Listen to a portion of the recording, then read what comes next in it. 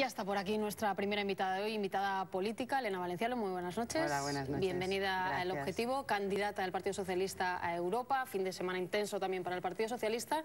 Y lo primero que querría preguntarles, ¿por qué ahora la gente tendría que querer al PSOE, la gente que ha dejado de querer al PSOE, los votantes que se han quedado por el camino, si no ha cambiado prácticamente nada? Si usted estaba y está, y el programa tampoco lleva unas novedades tremendas. Bueno, yo creo que hemos cambiado muchísimo. Creo que hemos presentado un proyecto de renovación de nuestro pensamiento muy importante en la conferencia política. Creo que hemos abierto el sistema de participación a la hora de elegir a nuestros candidatos, como hemos hecho ahora en Valencia, ¿no?, en la Comunidad Valenciana, con unas primarias abiertas, que es lo que queremos hacer a nivel nacional. Y desde luego presentamos un manifiesto para las elecciones europeas que pretende justamente que cambie Europa radicalmente, la política europea. Ha puesto precisamente un ejemplo que no le afecta directamente. Las primarias o primarias abiertas no es el sistema por el que a usted se la ha elegido. ¿Cómo se puede presumir de eso si no lo han hecho así para la candidatura de Elena Valenciano? Nosotros hemos decidido hacer las primarias abiertas para elegir al candidato a la presidencia del gobierno o candidata, y también lo han decidido algunos territorios del partido. La decisión para elegir a la candidata, en este caso al Parlamento Europeo, no se hace a través de primarias, aunque a mí me hubiera gustado, la verdad. Hubiera preferido que hubiera habido primarias abiertas. ¿Por qué no se ha hecho, teniendo en cuenta que usted es la número 2 del partido? Porque las reglas del partido no las deciden ni la número 2 ni el número 1. Las reglas del partido se deciden en los congresos, y el Congreso del PSOE decidió, y la conferencia política, que hubiera primarias abiertas para la elección del candidato a la presidencia del gobierno, lo cual es muy importante, es un cambio radical, ¿no?, en el funcionamiento de los partidos políticos en España. Estoy segura de que será la forma de elegir candidatos en el futuro, y seguramente acabará siendo una fórmula que se imponga para todas las elecciones. Pero de momento hemos empezado con el candidato a la presidencia del gobierno. Que si fuera el Partido Popular dirían y dicen dedazo. ¿Dedazo también para Elena Valenciano? Bueno, sí, si se quiere decir dedazo, es dedazo de todos mis compañeros, ¿no?, del Comité Federal, de los secretarios generales. Todo esto se ha consultado. Como en el PP, sí, como en el PP. Bueno, como en el PP no tanto. Andalucía, no. Y ustedes no. En el PP ha habido ahí una pelea, ¿no?, en Andalucía, de distintos sectores, también en Euskadi, en el País Vasco. En mi caso, esta vez ha sido casi por unanimidad. Curioso, que admita lo del dedazo. Ahora enseguida vamos a las propuestas, que yo tengo aquí el programa y me lo he leído. Una pregunta, ¿Elena Valenciano lo pide, se lo piden? Huye, se ha llegado a decir, se está hundiendo el barco, yo me quito de en medio y luego ya veremos lo que pasa. No, no se está hundiendo el barco, eso se podría haber dicho de cualquiera menos de quienes nos hicimos cargo del PSOE en el Congreso Federal, ¿no?, en un momento muy difícil del Partido Socialista, y que hemos trabajado intensamente en estos 2 últimos años para recuperar, ¿no?, la fuerza del PSOE. El PSOE es un partido que estuvo en el gobierno en un momento durísimo, de crisis durísima en España, y que sufrió un duro castigo por parte del electorado, y lleva 2 años reseteándose, ¿no? Y los que hemos estado al frente sabemos bien de dónde partíamos, y creo que estamos poniendo la nave a punto. Falta mucho, esto no es un discurso autocomplaciente, pero es verdad que hemos trabajado mucho, y creo que el PSOE está en mejores condiciones. De hecho, está en condiciones de competir con el PP. De hecho, está en condiciones de ganar al PP en las europeas. Aunque las encuestas no dicen eso. Bueno, hay encuestas para todos los gustos, hay varias encuestas. Sí, pero bueno, las más optimistas tampoco son demasiado buenas. Bueno, por eso digo lo del barco se hunde. Por eso yo le digo, es que nosotros, digamos que nos habíamos hundido, ¿no? Nos habíamos hundido en 2011, habíamos tenido un resultado electoral en las autonómicas y municipales muy malo, y después en las generales también muy malo. Perdimos casi por 17 puntos. Y en 2 años estamos en condiciones de competir. Eso no es muy normal. Los partidos que pierden las elecciones generales, es muy difícil que a los 2 años estén listos para competir, y sin embargo nosotros lo estamos. Insisto, queda mucho trabajo por hacer, pero hemos hecho mucho, y está mucho mejor el PSOE de lo que estaba hace 2 años. Si el PP se desploma, como dicen las encuestas, yo le insisto, el PSOE también se desploma, por mucho que usted me haga la imagen de habernos hundido, no sé dónde está el reflote, todavía no ha salido por encima del agua. Bueno, digamos que si nosotros estábamos a 17 puntos del PP, y en este momento estamos en el peor de los casos, en empate técnico o un poco por delante, es evidente que ha habido una evolución favorable para el PSOE. Yo le decía, si en las últimas encuestas que hemos visto para Europa los resultados dan mal para el PP, mal para el PSOE, porque caen los dos, pero el PSOE un poquitito mejor, ¿eso será una victoria para usted? Bueno, ganar es ganar. ¿Qué es una victoria para Elena Valenciano en estas elecciones de mayo? Quedar por delante del Partido Popular, con sin cualquier duda. cosa, aunque se peguen, en fin, una caída de... Bueno, es que eso no es opinable, o sea, o se gana o no se gana. Bueno, sí, no es opinable, se pueden perder 10 escaños, se pueden perder 5... Es evidente que podemos ganar con un porcentaje inferior de voto del que tuvimos en las últimas elecciones, pero aquí lo importante es que en el Parlamento Europeo ahora haya una mayoría progresista, una mayoría socialdemócrata. Para que haya una mayoría socialdemócrata en el Parlamento Europeo y pueda cambiar el rumbo de la política europea, hace falta que España aporte a los socialdemócratas como grupo mayoritario. Y eso es lo que yo quiero que suceda. Lo que quiero que suceda es que el PSOE sea el partido mayoritario en estas elecciones y que sume a la familia socialdemócrata el peso de España. Hay quien dice que si ese milagro de un solo voto, casi me ha parecido ver, se produce y el PSOE por un solo voto o un escaño, lo que sea, consigue ganar al PP, Rubalcaba va a ir adelante como candidato contra Rajoy en las próximas elecciones. Y yo le pregunto si se siente responsable de ese futuro, no solo de Rubalcaba, del Partido Socialista. Bueno, vayamos por partes, ¿no? Primero vayamos a explicar la importancia que tienen las elecciones europeas para España, vayamos a intentar consolidar una mayoría progresista en un Parlamento que tiene mucho que decir en los próximos años, un Parlamento con peso, un Parlamento con importancia. Y una vez que ganemos las elecciones europeas estaremos preparados para la siguiente tarea. De momento la tarea es ganar las europeas. Yo ya sabe que me gusta el ahora, el mañana, el dentro de 3 días. Insisto, si estas elecciones son positivas y cada uno luego que mida cuánto para el Partido Socialista, eso abre una puerta. Se ha llegado a publicar para Rubalcaba como candidato contra Rajoy. Se ha llegado a publicar de todo y se ha publicado eso y se ha publicado lo contrario. Mire, lo que vaya a hacer Rubalcaba... Por eso aprovecho para preguntarle a usted. Pero lo que vaya a hacer Rubalcaba es mejor que se lo pregunte a Rubalcaba. Yo creo ya que... se lo he preguntado, pero ya sabe, ¿no?, que a usted igual se lo cuenta, a mí no. Bueno, pero en todo caso es él el responsable de decirlo. Yo creo que él se ha ganado a pulso la capacidad de decidir, el derecho a decidir, y por lo tanto cuando sea el momento lo hará, ¿no? De momento ya le digo, lo importante de verdad es que los progresistas seamos mayoría en el Parlamento Europeo. El programa Manifiesto hacia una nueva Europa, que parece que es el programa. Le voy a pedir enseguida que me diga alguna medida, porque leyendo las que hay aquí, prácticamente cualquiera podría suscribirlo. Más democracia, participación, sí, una unión que funcione, una vida sana, segura para todos. Me lo he leído, lo tengo subrayado. Sí, lo veo. Una unión de diversidad, igualdad, derechos para las mujeres. No sabe usted lo que ha costado sacar un manifiesto común. Pues créame que esto lo podría suscribir cualquiera. Al menos en España, no se fuera, bueno, pero en fin. Usted solamente está leyendo los grandes titulares. No, le puedo leer más abajo. Inversión en educación, capacitación, a favor de la Unión Europea. Cuidado infantil. Sí, pero yo le aseguro que las medidas de cambio en la política económica de la Unión Europea han sido, incluso en el contexto de los socialdemócratas, muy peleadas, ¿no? Porque usted sabe que hay una fractura, ¿no?, entre el norte y el sur de Europa, que es una fractura peligrosa y que cruza casi ideológicamente, ¿no?, los países. Afortunadamente los socialdemócratas hemos conseguido hacer un programa común, pero cada país luego tendrá su particularidad, porque no es lo mismo lo que sucede en Alemania que lo que sucede en España o en Portugal. Pero el cambio en la política económica europea, es decir, el parar el austericidio, el impulsar políticas de crecimiento y empleo, el que el Banco Central Europeo se implique en la defensa del euro, el que los países tengan que ajustar sus cuentas públicas, pero al ritmo que puedan soportar, el que haya un salario mínimo europeo, un marco regulatorio para un salario mínimo europeo. Todo eso son medidas que le aseguro yo que no están en el manifiesto del Partido Popular. Pero mire, pone un ejemplo, el del empleo, ¿no? El título es "Ya es hora de priorizar la creación de empleo". Entiendo que todo el mundo en Europa, más o menos, puede estar en esa línea, más allá de que sea por estímulos o por otro tipo de política. Se trata de hacerlo. Exacto, pero si ahora no se hace porque dicen que no hay dinero, por ejemplo, para el plan de empleo joven, que parece insuficiente, ¿de dónde va a salir ese dinero que piden ustedes? Es que hay que impulsar la economía. Tenemos un ejemplo muy importante, que son los Estados Unidos, ¿no?, país en el que nació esta crisis, ¿no?, donde se generó la crisis. Si usted compara la política que ha hecho Obama con la política que ha hecho la Unión Europea, verá que hay una diferencia fundamental. Y es que, bueno, primero ellos han tenido una Reserva Federal que ha defendido su moneda, cosa que el Banco Central Europeo tardó mucho en hacer, ¿eh? Si lo hubiera hecho antes, probablemente la crisis del 2011 no se hubiera producido. Es decir, un Banco Central Europeo operativo, defensor de la moneda, ha actuado en el caso de la Unión Europea muy tarde. Barack Obama ha introducido dinero, ha estimulado la economía para que la economía pudiera crecer y crear empleo, y en la Unión Europea hemos ido deprimiendo de manera espectacular la economía.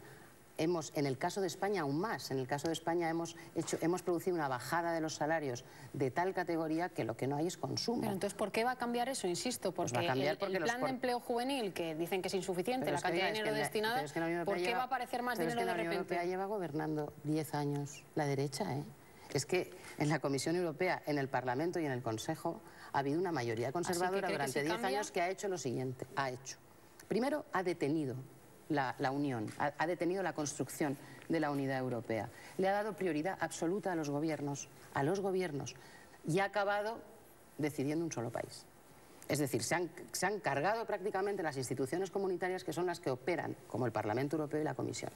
Han priorizado a los gobiernos, han detenido la unión y han deprimido la economía porque han abordado la crisis de una manera completamente equivocada. No solo ideológicamente equivocada, sino ineficaz. Pero porque la salida de la crisis no se ha producido. Mientras eso ocurría, en cada país había gobiernos de todo signo. Usted habla de las instituciones europeas, que es verdad, eso ha ocurrido, pero aquí gobernaba el Partido Socialista, en Francia gobernaba la derecha y ahora gobierna el Partido Socialista. La política europea ha estado gobernada por la derecha. Aunque aquí gobernara la izquierda o gobierne la izquierda en Francia, lo cierto es que el Consejo Europeo, los gobiernos de la Unión Europea son mayoritariamente de derechas, que la Comisión Europea es mayoritariamente de derechas y que el Parlamento ha sido mayoritariamente de derechas. Porque así la gente lo quiere. Efectivamente, pero la derecha, desde mi punto de vista, claro, la derecha se ha equivocado en la gestión de la crisis y ha perjudicado enormemente, sobre todo a países como España, a los países más endeudados.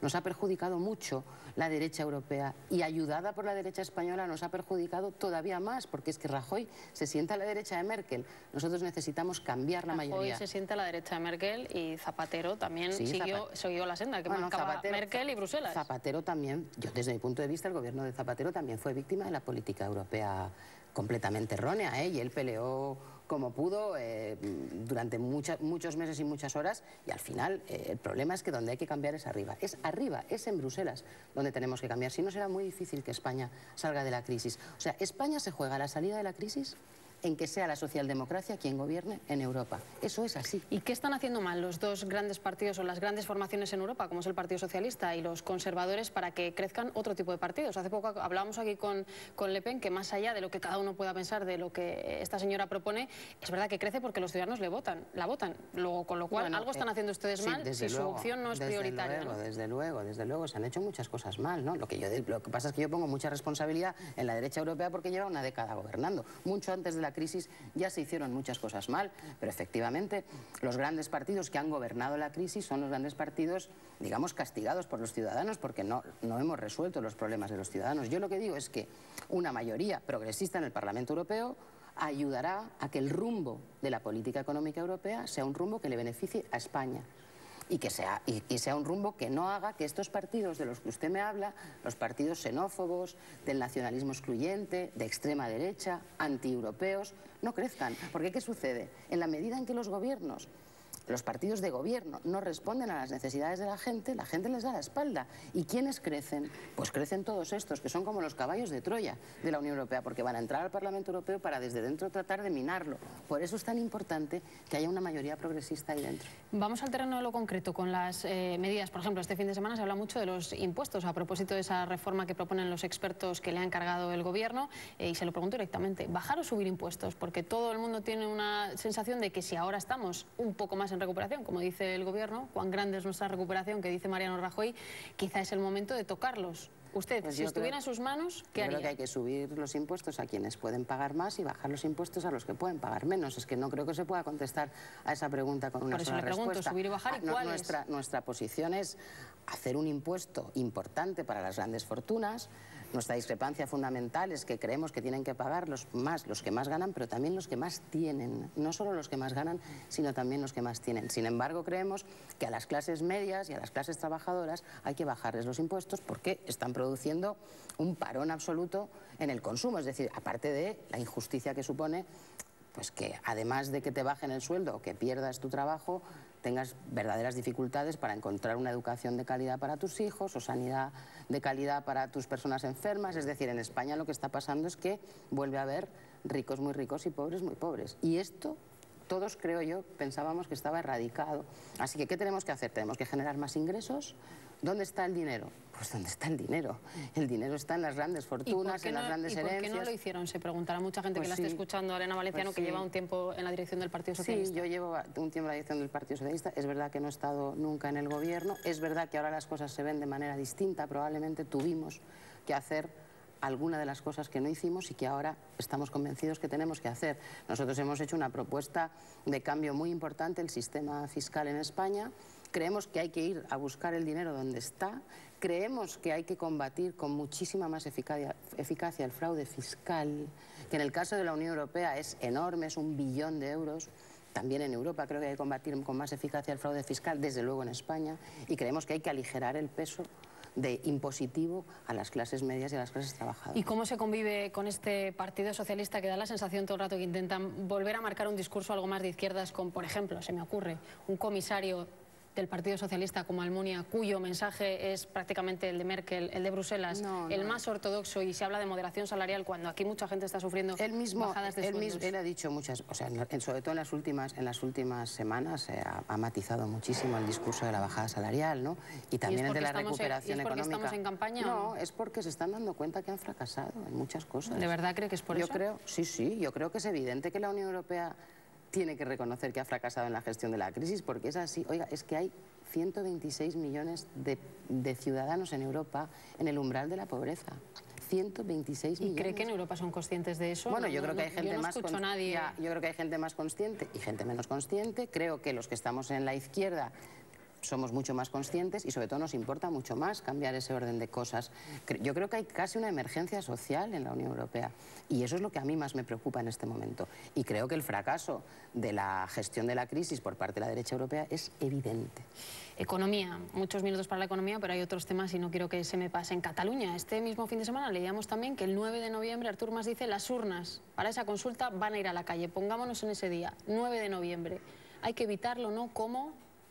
¿Qué hacer? Bueno, Artur Mas no puede hacer una cosa que es ilegal. Pero él dice que lo va a hacer, bueno, insiste. Pongámonos en ese día que lo hace. Hay que trabajar legalmente para que no lo haga. Nosotros, es decir, yo estoy convencida de que eso no va a suceder, ¿no?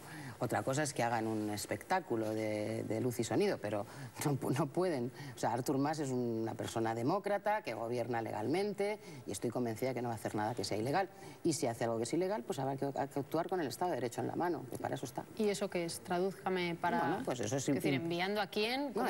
Desde luego no estoy hablando de enviar los tanques. No, yo no digo los tanques, pero se ponen las urnas. Pues se ponen las urnas y se vota. El Tribunal Constitucional, habrá que recurrir al Tribunal Constitucional y habrá que recurrir a los tribunales ordinarios para impedirlo, porque para eso está el Estado de Derecho. Nadie se lo puede saltar. Artur Mas tampoco. Yo le digo, yo creo que no lo va a hacer. No creo que se vaya a saltar el Estado de Derecho. No lo creo. Pues no parece que sea lo que está diciendo en los últimos tiempos. Bueno, ya veremos qué es. Cuando él dice que se va a votar, ya veremos qué es lo que hace, ¿no? A lo mejor lo que hace es convocar elecciones, por ejemplo. Y decir, y esas urnas son las urnas de las elecciones, puede ser. Bueno, de los temas fundamentales también, o en el que usted es más beligerante, el tema del aborto. El tema del aborto iba en el programa electoral del Partido Popular, que ganó con esa gran mayoría absoluta. Poco detallado, pero iba en el programa. Cero detallado. No, poco detallado, pero iba que la iban a cambiar. Cero. Para una promesa electoral que cumple el Partido Popular, y fíjense cómo se ponen. No, pero ellos dijeron que iban a cambiar el aborto, pero jamás dijeron que iban a hacer imposible el aborto en España, que es lo que están haciendo. La contrarreforma que presenta el Partido Popular hace prácticamente inviable la interrupción de un embarazo legalmente en España. Ellos saben que muchísimas mujeres irán fuera de España a abortar, aquellas que tengan medios económicos, y también saben que habrá una inmensa mayoría de mujeres que aborten en España en condiciones ilegales, clandestinas y por lo tanto inseguras. Eso es lo que a mí me indigna. Lo que más me indigna es la hipocresía. Porque cualquier mujer que tenga recursos se irá a Portugal. Es que ya no hace falta irse a Londres, ¿eh? Está ahí al lado, Portugal o el sur de Francia. Y cualquier mujer que no tenga recursos tendrá que buscar cómo hacerlo aquí. Porque, ¿sabe? Las mujeres no dejan de abortar porque las leyes sean restrictivas. Abortan igual. Lo que pasa es que abortan en condiciones mucho más inseguras. ¿Y cree que va a haber alguna modificación? Ha habido cierto debate, incluso público, dentro del Partido Popular. Lo que le llega es que puede haber modificación, que está presionando. Sí, a mí me da la impresión de que ellos no saben muy bien qué hacer con la ley en este momento, porque están muy divididos dentro. Ha habido muchísimas comunidades autónomas, gente importante, presidentes de comunidades autónomas que han salido en contra. Y por lo tanto creo que en este momento es una patata caliente en manos del gobierno. Van a esperar a que pasen las europeas para no sufrir desgaste por ello.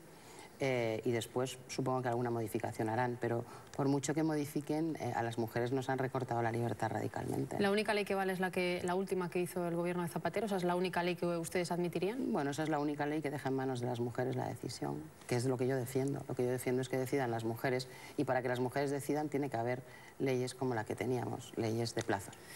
Otra protagonista del fin de semana, bueno, de casi toda la semana, Magdalena Álvarez, ex consejera de la Junta de Andalucía, también ex ministra del gobierno de Zapatero y metida en el lío de los ERES porque la juez la está investigando. Esto decía usted hace un tiempo, cuando la juez Alaya se ponía a investigar algunos cargos del Partido Socialista. Que es bastante chocante de qué manera tan precisa la juez Alaya coordina la comunicación de sus autos con hechos políticos importantes del Partido Socialista de Andalucía. Es curioso que el Partido Popular y el Partido Socialista, cuando va contra ellos la justicia en algún caso, siempre se revuelven de la misma manera. Causa general es una expresión que han utilizado los dos partidos, unos contra Ruz, otros contra Alaya.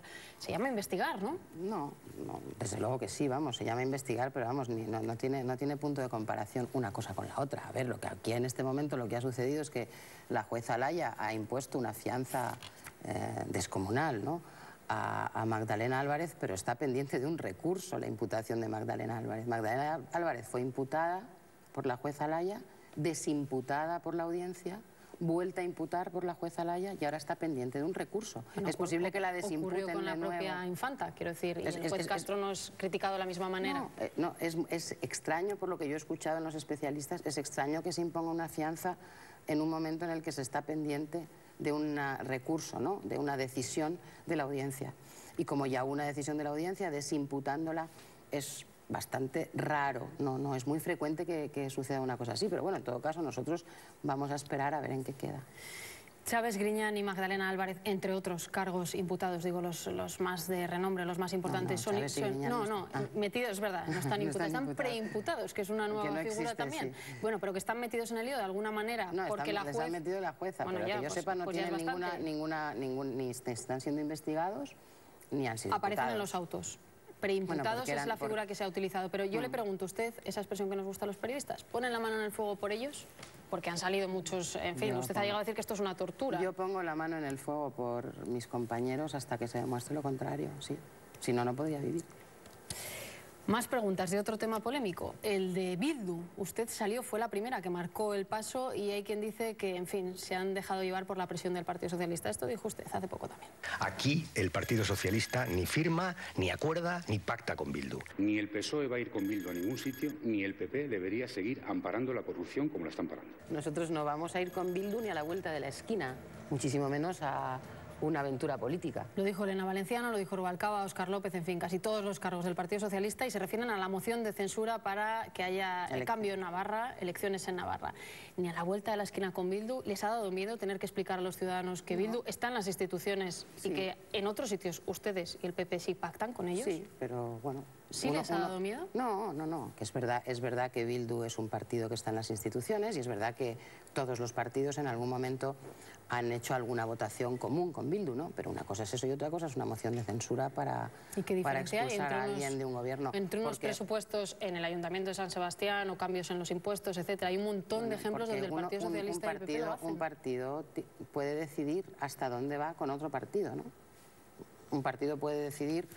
Hemos votado en el Parlamento Nacional muchas veces también, pero una cosa es eso y otra cosa es un proyecto político que pasa por expulsar a alguien del gobierno y convocar elecciones, y es una dimensión distinta, ¿no?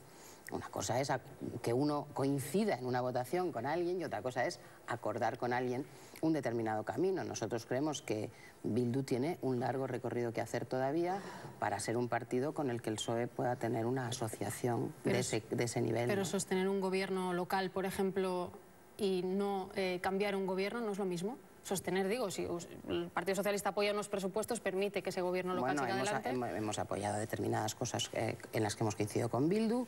Ya le digo, también en el Parlamento Español hemos votado lo mismo en el aborto, por ejemplo, que Amaiur, pero eso es una cosa... Yo digo que si retiran el voto en algunos casos, no sale adelante una votación. Una cosa es coincidir. Sí, y otras pero cosas si estás de acuerdo en lo que plantean en el presupuesto, pues lo votas a favor, ¿no? Eso es distinto de ponerte de acuerdo para expulsar a un gobierno elegido democráticamente. Es verdad que Barcina tiene una situación completamente imposible, que no gobierna realmente, está en el gobierno, pero no puede gobernar Navarra porque no saca una sola ley en ese Parlamento, y es verdad que intentamos ver si era posible que Barcina dejara el gobierno, que yo creo que es lo que tiene que hacer, pero una cosa es eso y otra cosa es hacer política de acuerdos de ese nivel con Bildu. Pues sí da la sensación que les ha dado miedo llegar hasta ese acuerdo con Bildu, que es coincidir en la votación también, ¿eh? No es ningún miedo. Es coincidir en la votación, es que no hacer algo con Bildu no es por miedo, es por una decisión política. Es simplemente una decisión política que está en manos de los partidos políticos democráticos, ir o no ir a según qué cosas con unos o con otros. Inmigración, vamos a hablar enseguida nosotros también ahora. Y hay un debate interesante en cuanto a cómo afrontar un fenómeno que no siempre es un problema, que es un fenómeno. Y también se dice que el Partido Socialista durante mucho tiempo o provocó el efecto llamada o no hizo lo que tenía que hacer, en definitiva. Bueno, eso decía el PP, ¿no? Que habíamos provocado el efecto llamada. Se ve que ahora lo deben provocar ellos. Enseguida vamos a ver los datos, a ver qué dicen los datos de cuándo han entrado más inmigrantes, si antes o ahora. El efecto llamada no sé si tiene que ver con la política que se hace en los países o más bien tiene que ver con la necesidad que se produce en los países subsaharianos. Usted dijo una frase el otro día: la política de inmigración no puede ser cerrar la puerta a todo el mundo, y habrá quien diga, hombre, ni abrirla tampoco, para eso están las fronteras. A todo el mundo no. ¿Con qué criterio? Pero es que en este momento, pues claro, no puede ser cerrarla a todo el mundo ni puede ser abrirla a todo el mundo, pero sí puede ser ordenar la inmigración de manera, primero, razonable y segundo, humana. Una cosa es regular el tráfico de inmigrantes, porque es evidente que España no puede abrir la puerta a todos los que quisieran entrar, y otra cosa es tratar a la gente como se la ha tratado en algunos casos. Desde luego nada tiene que ver regular la inmigración con disparar a gente que se está prácticamente ahogando con pelotas de goma, ¿no? O sea, que son cosas distintas. La crítica a cómo se ha hecho la gestión de esa avalancha, como gusta decir al gobierno, en Ceuta es un desastre y no debe volver a producirse y tenemos que saber qué ha pasado. Y otra cosa distinta es la gestión de la inmigración. Nosotros tuvimos presión migratoria, mucha. El gobierno socialista tuvo mucha presión migratoria. Pero se acuerda que entonces los cayucos venían por Canarias, ¿no? Salían de esa costa africana, de Mali, Senegal, etcétera, y venían por Canarias. Se hizo muchísimo trabajo con los países africanos, porque la inmigración... Y se reforzó la vigilancia y, por cierto, las concertinas. Quería preguntarle también, porque ustedes dicen, no, estaban, nosotros las quitamos, pero se ha documentado, algunos medios, el Diario, por ejemplo, ha publicado que en Ceuta, en una zona, no se llegaron a retirar y se ha documentado que había inmigrantes con heridas. Recuerdo perfectamente haber ido a visitar aquello, recuerdo perfectamente que el presidente Zapatero fue a visitarlo y que cuando lo vio dio la orden inmediata de, pero hay quien dice que no de que se retiraran. No sé, yo no, desde luego no hice la comprobación, pero el presidente Zapatero lo dijo bien claro. Pero yo estaba tratando de explicarle que nosotros hicimos una gestión de la inmigración como creo que hay que hacerla, que es no solamente regulando el tráfico, digamos, de personas que entran, sino también trabajando con los países de origen, es decir, haciendo políticas de cooperación al desarrollo, haciendo acuerdos comerciales y acuerdos políticos con los países que envían a los inmigrantes. Esto, en cuanto llegó el gobierno del Partido Popular, se dejó de hacer política hacia África. Se clausuró absolutamente la política de desarrollo y cooperación política con África. Claro, yo creo que es que ellos pensaban que ya no iba a haber presión migratoria, pero la hay. Entonces, hay que regular, hay que buscar, desde luego, apoyo de la Unión Europea para esto, porque nosotros somos una frontera de la Unión Europea. Los dos grandes partidos deben encontrar un espacio de acuerdo sobre la política de inmigración, pero hay que hacer política de desarrollo, hay que invertir dinero en los países que envían inmigrantes. ¿Y hay posibilidad de acuerdo con el Partido Socialista? Hemos escuchado al ministro hace apenas 2 días decir... Si ellos nos explican lo que ha pasado. ¿Ese es el requisito, lo que ha pasado? Necesitamos saber qué ha pasado y necesitamos que si ha habido responsabilidad, los responsables paguen. Nosotros creemos que la política de inmigración no es una cuestión de pacto, es una política de Estado. Pasa por delante del pacto. Creemos que la inmigración es una política de Estado y así la entendemos nosotros, no la ha entendido así el Partido Popular. Pero ahora hay una cosa muy importante y es saber qué pasó en Ceuta, porque los informes que están haciendo las ONGs que trabajan con los inmigrantes dan mucho miedo. Así que necesitamos saber qué pasó en Ceuta y una vez que lo sepamos y si hay responsables, paguen por esto y nunca más se usen pelotas de goma contra gente que está en el agua, podemos hablar de un acuerdo de Estado y también de un acuerdo en la Unión Europea. Terminamos. Voy a pedirle un compromiso. Cuando sepamos el candidato del PP, que espero que también pase por aquí, ¿aceptará un debate aquí, en La Sexta? Un debate de verdad, donde los periodistas podamos interrumpir y preguntar cosas un poco a lo anglosajón. Yo siempre acepto los debates y me gusta que sean de verdad.